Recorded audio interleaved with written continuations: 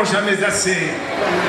Le principal indicateur de l'existence d'une véritable démocratie se trouve dans la force de l'opposition qui existe. Tout comme d'ailleurs, la réalité d'une dictature naissante ou confirmée s'apprécie en fonction de l'attitude qu'elle réserve à son opposition. La force d'une opposition repose essentiellement sur son regroupement et son unité lorsqu'il faut défendre les fondamentaux démocratiques. Dans des républiques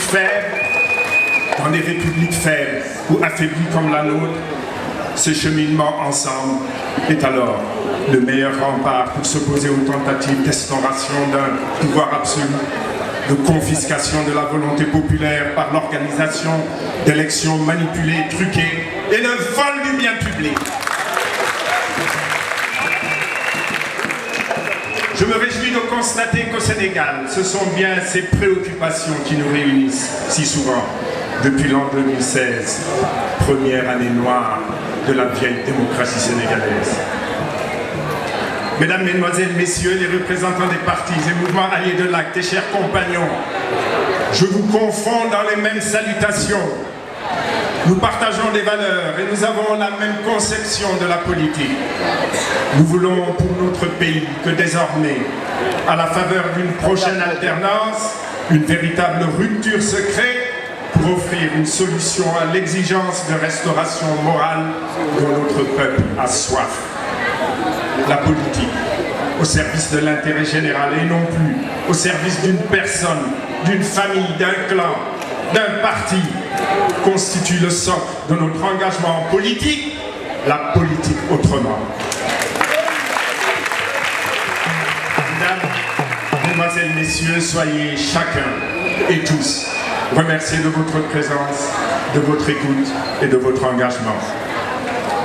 Notre premier engagement était et restera celui de demeurer fidèle à notre parole donnée.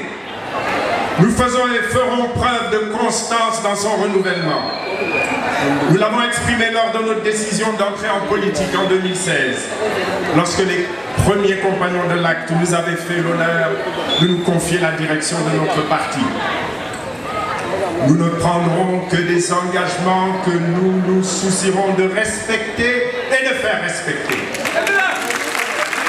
Nous redonnerons à la parole politique le respect qu'elle doit susciter lorsqu'elle s'exprime sous la forme d'un programme de parti ou de coalition de partis, lorsqu'elle est propos d'un leader politique, dépositaire de la confiance des membres de son parti ou de la coalition qui le soutient. Le Wahwahé, presque devenu une norme de la pratique politique au Sénégal, doit disparaître de nos mœurs politiques. Les assises nationales ont été trahies par certains de ses signataires et l'esprit du 23 juin par plusieurs figures politiciennes participant aux manifestations. Le programme Yonou Yokote a été vite versé aux oubliettes, en même temps que les slogans forts qui nous ont fait rêver d'une rupture véritable en 2012. Rappelons la gestion sobre et vertueuse des affaires publiques, la patrie avant le parti. Or, l'histoire nous enseigne que la paix sociale crée les espoirs déçus. C'est pourquoi nous avons pris l'engagement de ne créer l'espoir dont notre peuple a grand besoin que par un discours de vérité.